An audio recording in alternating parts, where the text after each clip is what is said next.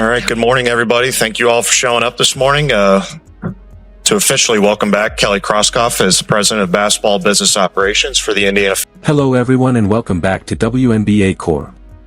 I hope you're all having a fantastic day. Today I've got another exciting and highly captivating video for you. And if you're a true Caitlin Clark fan, you're definitely going to want to watch this one until the very end. Before we get started, let me know you're part of the WNBA Core family by commenting CC 100% below. I love seeing all the passionate Clark fans in the comments section. Now, without wasting any more time, let me jump straight into today's video. Professional basketball has experienced a rapid evolution that almost nobody saw coming. For months now, analysts and fans have been centered around a single name. While the crowd was occupied with shooting metrics and box scores, the most influential figure in the sport was operating behind the scenes, masterminding a far more strategic move. Front offices across the entire league have been rocked by Kelly Krauskopf's recent decisions regarding Caitlin Clark and Sophie Cunningham. For a very long time, the WNBA operated under rigid constraints and a cautious growth mindset. However, when Kelly Krauskopf chose to treat the league as the main engine of the sport's future rather than a side endeavor, that era of limitation came to a firm end. The harsh reality of this strategic pivot extends far beyond merchandise sales and branding. This fresh framework, which represents a complete overhaul of how the game is governed, hasn't been warmly embraced by everyone. For the veteran players who dedicated decades to building this organization, this sudden shift in focus feels like a major setback to their contributions. Yet, from a pure business standpoint, the numbers don't lie. Kelly Krauskopf came to the conclusion that the Caitlin Clark phenomenon wasn't just a brief trend, it represented a billion-dollar opportunity that demanded absolute protection. This went beyond mere advice or a soft critique of the WNBA's leadership. This directional shift transformed how games were marketed, how officials called fouls, and even how teams traveled across the country. By prioritizing vast economic potential over traditional norms, Kelly Krauskopf effectively forced every other participant to figure out where they stand in this emerging landscape. When Caitlin Clark first stepped onto a professional court, everyone anticipated an adjustment phase, but nobody foresaw the sheer aggression that seemed to follow her every move. The "welcome to the pros" moments quickly began looking less like standard physical rivalry and more like calculated physicality, ranging from mid-court shoulder checks to flagrant fouls resembling football tackles. If you appreciate this content, consider giving this video a like and subscribing to the channel. Believe it or not, more than 87% of viewers haven't subscribed yet. It's completely free and takes only a second, but it means the absolute world to us. So, did you hit subscribe already? Awesome. Thank you so much for your support. Now, let's head back to the video. League management was forced to make a defining choice that would shape the sport for the next decade. After repeatedly watching the league's top draw get knocked to the floor, reports indicate Kelly Krauskopf concluded that a lenient, let-them-play mentality was damaging to business. This critical stance essentially put an end to veterans trying to enforce physical dominance over the standout rookie. This has created a clear divide within locker rooms, as numerous players feel the operational rules are being rewritten on the fly to safeguard a single individual. However, looking at the viewership metrics, the reasoning becomes completely obvious. Caitlin Clark's matchups pull in 10 times the audience of standard games. The league simply cannot afford to let a frustrated veteran force their primary attraction to the sidelines with an injury. This protective approach has fundamentally altered the tempo of play. Games are now heavily perimeter-oriented, faster, and feature significantly higher scoring outputs. Kelly Krauskopf spent years advocating for that high-octane style in women's basketball. The friction reached a boiling point during the national team selection process, an incident many fans still haven't fully forgiven the organization for. On the surface, it was presented as a purely basketball-driven decision that placed her below more experienced veterans in the team hierarchy. However, industry insiders deduced a far more calculated motive behind her exclusion. Rumors circulated that front office executives, heavily advised by WNBA experts, preferred her to stay stateside. Why would they keep their biggest star off the international stage? The explanation comes down to absolute control and load management. By keeping Caitlin Clark in the United States, the league ensured she wouldn't experience burnout ahead of the season's most lucrative stretch, while preserving exclusive access to her image. It was a calculated gamble that prioritized the domestic business model over the immediate expansion of an individual player's global legacy. This choice stunned followers because it signaled that decision-makers weren't just watching Clark's organic progression, they wanted to maximize every single minute of her availability to capitalize on the multi-billion-dollar media rights deal. The immediate reaction left fans disappointed, but the economic outcome was arrested, sharp superstar returning to the court to break viewership records all over again. Speaking of media rights, the fundamental balance of power in women's basketball was completely shifted by the massive $2.2 billion deal. For a long period, the WNBA was viewed as an entity requiring financial subsidies just to break even. But at the peak of the Caitlin Clark surge, Kelly Krauskopf used the rookie's extraordinary metrics as primary leverage when negotiating with major networks like Disney, NBC, and Amazon. The uncomfortable side of this shift was that it relegated traditional league leadership to a supporting role. Krauskopf took command and clearly communicated that the WNBA is now a core asset in global sports broadcasting. This means a surge in nationally televised broadcasts, elevated production quality, and a complete departure from the league's former status as a niche product.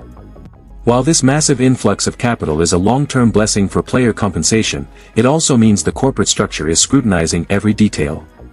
Every technical foul, heated tweet, and locker room dispute is now covered with the same intense focus given to mainstream icons like LeBron James or Steph Curry. The sport has expanded into a much wider cultural sphere. Kelly Krauskopf made it undeniably clear that anyone unwilling to meet these new professional standards risks being left behind as the league transforms into a major corporate powerhouse. One of the most immediate upgrades brought by this new era was the sudden implementation of full-season charter flights across the league. For decades, players had to navigate the exhausting realities of commercial air travel, enduring crowded seating, long security queues, and frequent delays. The executive board continually cited budget constraints as the primary barrier. However, once safety concerns surrounding Caitlin Clark's massive public crowds began drawing constant media attention, Krauskopf and the leadership acted swiftly. By allocating tens of millions of dollars toward private travel, they effectively upgraded team operations overnight. Smaller market organizations felt the pressure as operational costs rose rapidly. While this was a massive win for athlete health and safety, there were broader strategic motivations behind it. It was a clear declaration of intent. The WNBA would no longer operate like a mid-tier league. Kelly Krauskopf essentially signaled to the sports world that if the league intends to position itself as a premier global brand, it must project that image, even if it requires aggressive upfront investment. This bold, spend big to grow big mindset represents a dramatic shift from traditional management in women's athletics. Yet, the rapid pace of expansion remains the most debated element of this new strategy. Krauskopf's objective isn't merely to sustain the league, but to aggressively scale it up. With new franchises heading to markets like Portland, Toronto, and the Bay Area, this fast-tracked growth has sparked concerns regarding the potential dilution of talent across rosters.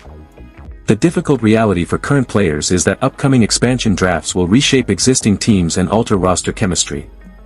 This accelerated expansion directly correlates with the urge to maximize commercial value while interest in Clark is at an all-time high. The league requires more games, broader market reach, more broadcast inventory, and more merchandise to sell. Observers were amazed at how quickly the slow, conservative growth plan was discarded the moment Clark's jersey became one of the top-selling items in global sports. Because corporate expansion is moving faster than labor negotiations can adapt, veteran players are growing anxious about what the upcoming collective bargaining agreement will hold. The internal culture has also experienced friction due to how administrative leaders have navigated emerging rivalry storylines. Historically, the WNBA put immense focus on solidarity and unified messaging. However, Krauskopf's leadership team recognizes that intense competition drives attention. Capitalizing on the competitive narrative between Caitlin Clark and fellow high-profile rookies like Angel Reese marks a major shift from traditional promotional tactics. To drive social media engagement and arena sellouts, the league now leans into storylines rather than smoothing them over. As a result of this dramatic media shift, internal friction has naturally surfaced.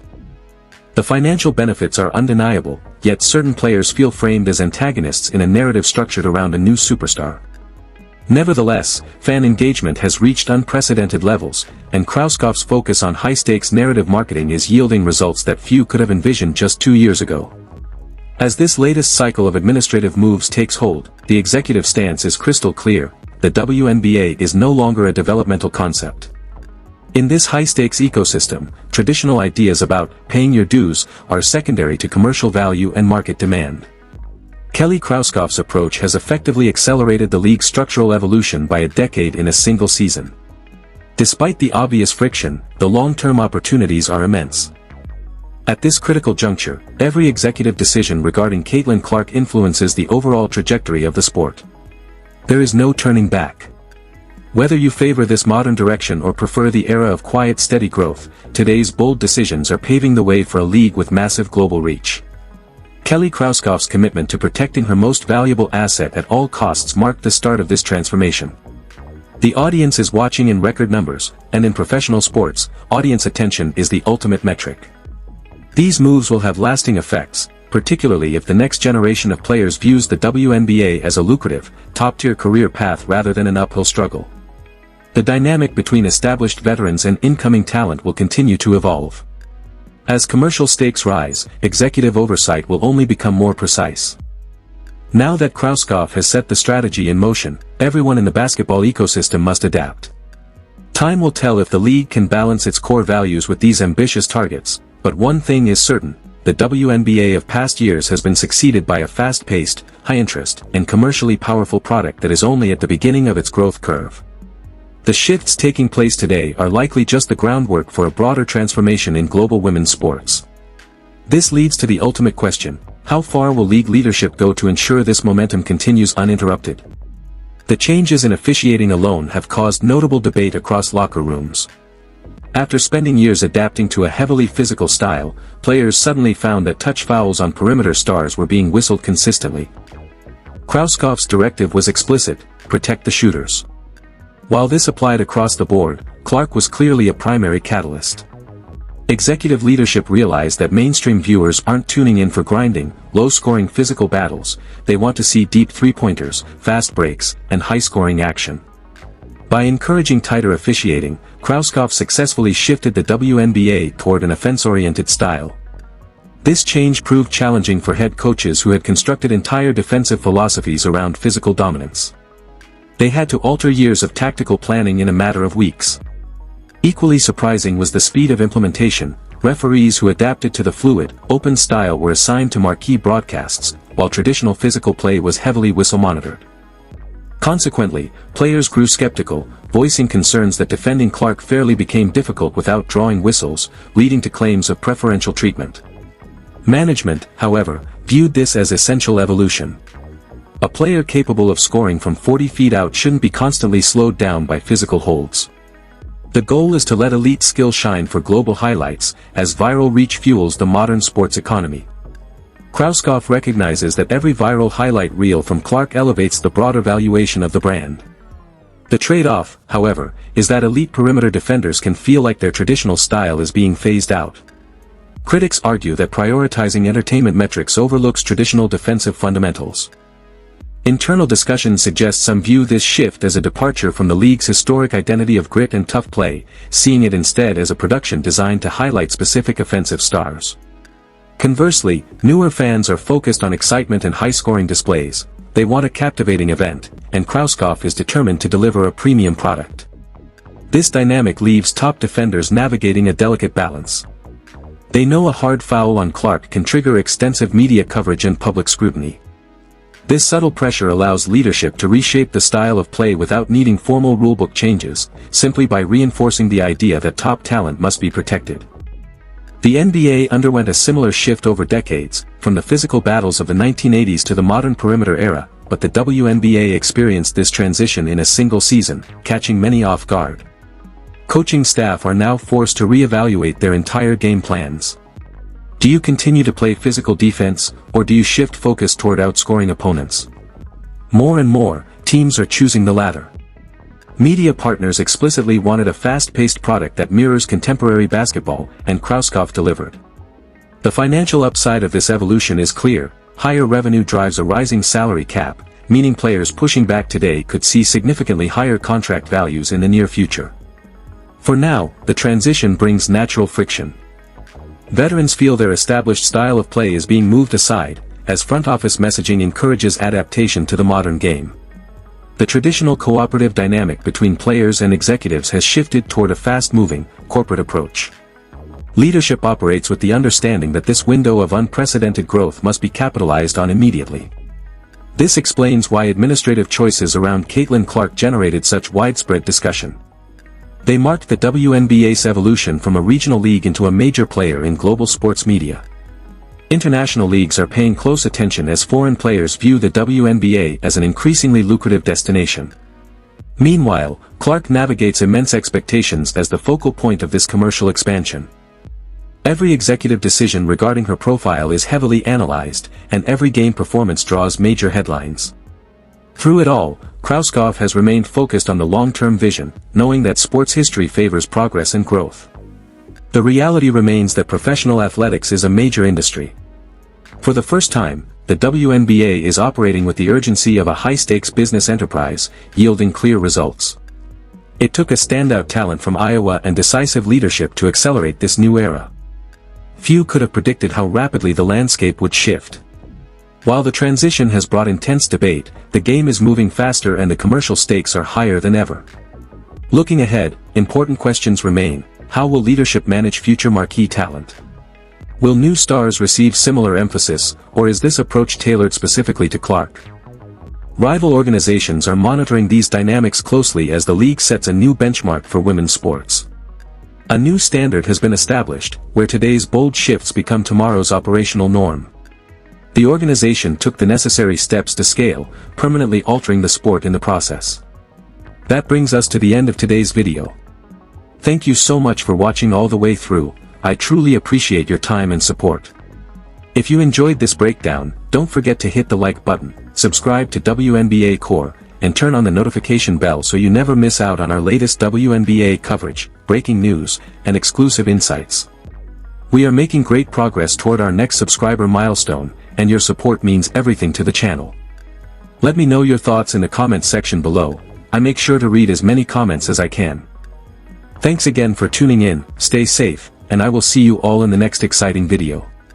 Until then, take care.